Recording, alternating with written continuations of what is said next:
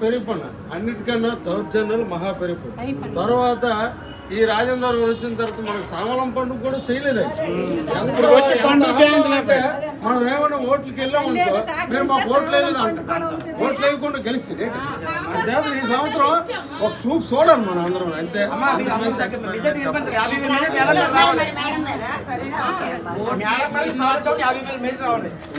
మీరంతా నాకు ఓట్లు వేయలేదు అని బయటకు పొమ్మంటున్న ఆయన ఇదే ఓట్లు అన్నీ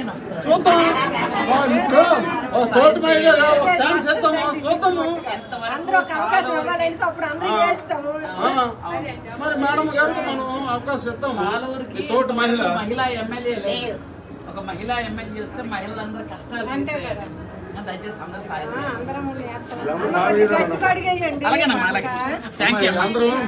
అవ్వలేదు. లేదంటే అందరూ పేదవాళ్ళు ఉంటారు, అందరూ గవర్నమెంట్ హాస్పిటల్ తప్పించి ప్రైవేట్ హాస్పిటల్కి వెళ్ళలేం కదా, అందుకని పెడితే అలాగయ్యింది.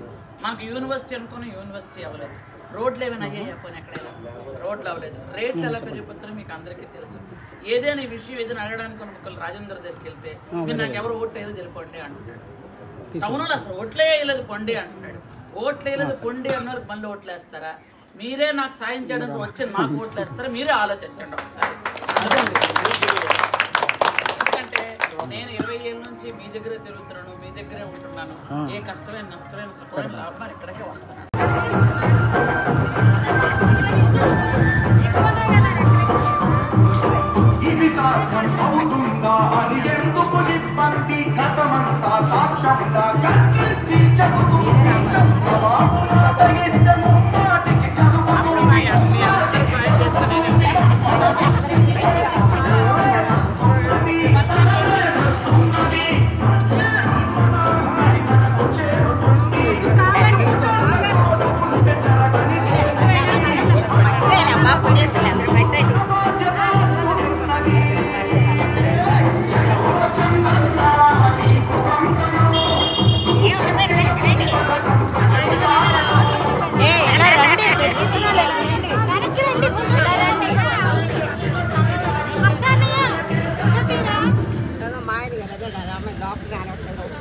లోన్